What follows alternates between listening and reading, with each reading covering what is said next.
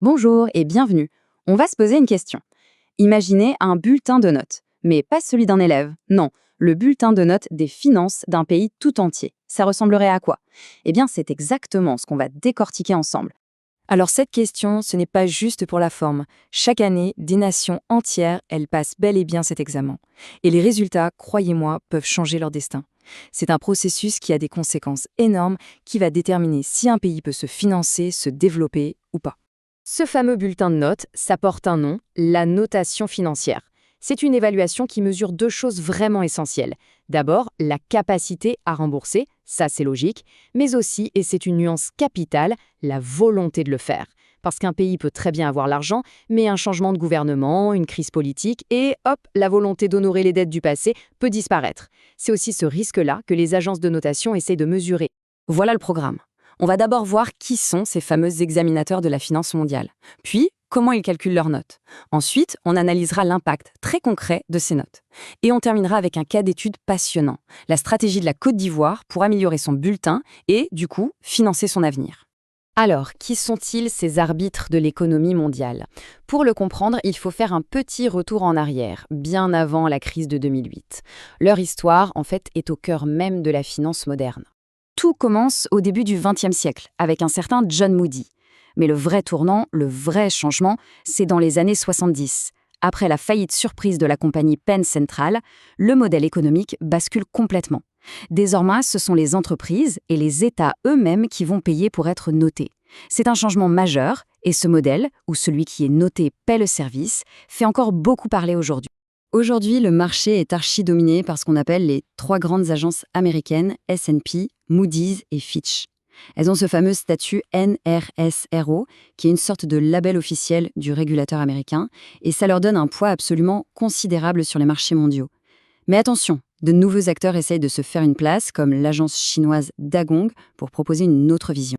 Pour vraiment saisir l'ampleur de leur influence, cet exemple historique est très parlant.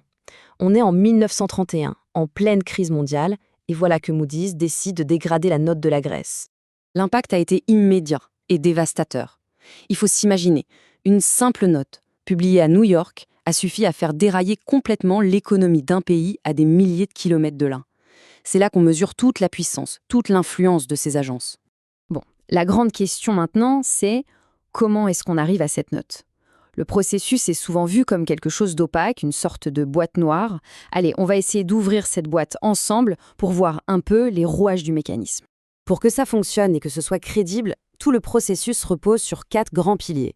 D'abord, l'intégrité. Il faut que les analyses soient fiables et sincères. Ensuite, l'indépendance, pour éviter toute forme de pression.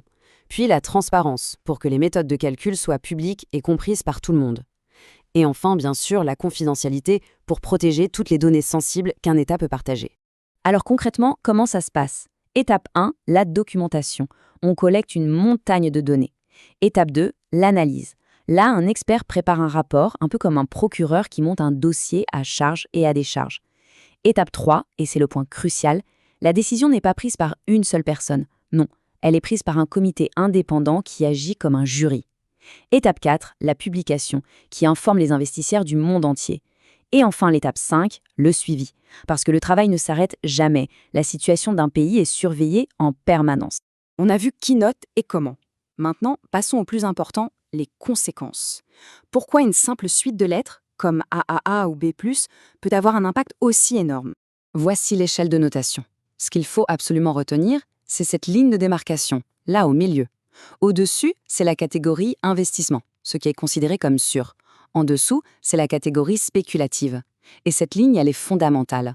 Pourquoi? Parce que beaucoup de grands fonds de pension ou d'investisseurs institutionnels n'ont légalement le droit d'investir que dans la première catégorie. Donc, passer en dessous, c'est se voir coupé d'un coup d'une immense source de financement. Et voilà ce que ça veut dire en clair. Être en catégorie investissement, c'est comme avoir un passeport de crédit. Les portes des marchés financiers sont grandes ouvertes et l'argent coûte moins cher. À l'inverse, une note spéculative, ça rend l'accès au financement beaucoup plus difficile et surtout plus cher.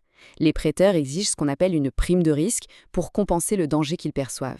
Pour voir comment tout ça s'applique dans le monde réel, rien de tel qu'un exemple concret et actuel. Prenons le cas de la Côte d'Ivoire. Le pays s'est lancé dans une véritable quête pour améliorer sa réputation financière. Pour l'instant, la Côte d'Ivoire se situe dans la catégorie spéculative. Les agences reconnaissent ses bonnes performances économiques, c'est vrai, mais elles pointent aussi des faiblesses structurelles. Par exemple, une très forte dépendance aux matières premières, en particulier le cacao, ça rend son économie très vulnérable aux variations des prix sur les marchés mondiaux. Derrière cette note, il faut bien comprendre que ce qui se joue, c'est la capacité à financer des projets qui changent la vie des gens. Chaque point de pourcentage en moins sur un taux d'intérêt, ce sont des millions d'euros qui peuvent être réinvestis dans des routes, des écoles ou l'accès à l'eau potable. L'enjeu, il est là, il est très concret. Et face à cet enjeu, le pays ne reste pas les bras croisés. Au contraire, il a mis en place une stratégie très proactive pour améliorer sa perception auprès des agences de notation et des investisseurs. Bref, pour prendre son destin en main. La stratégie s'articule autour de 4 axes forts. Premièrement, simuler. On crée une équipe en interne qui va jouer le rôle de l'agence de notation pour anticiper les critiques. Deuxièmement, former. On s'assure que tous les fonctionnaires dans tous les ministères comprennent bien les enjeux. Troisièmement, exceller. On améliore la gouvernance au quotidien. Et enfin, le plus difficile, quatrièmement, transformer en profondeur l'économie pour être moins dépendant du cacao et du pétrole. L'objectif final de tout ça, c'est donc de décrocher ce fameux passeport de crédit. Et il ne s'agit pas juste d'emprunter moins cher, il s'agit aussi de diversifier les sources de financement pour ne pas dépendre d'un seul marché, ce qui assure une bien plus grande stabilité, surtout en période de turbulence mondiale. Pour conclure, on voit bien qu'une note financière, c'est beaucoup plus qu'une simple évaluation technique. C'est un mécanisme de pouvoir qui influence directement la trajectoire de tout un pays. Ce qui amène à la question de fond. Qui devrait réellement détenir la clé de l'avenir financier d'une nation ?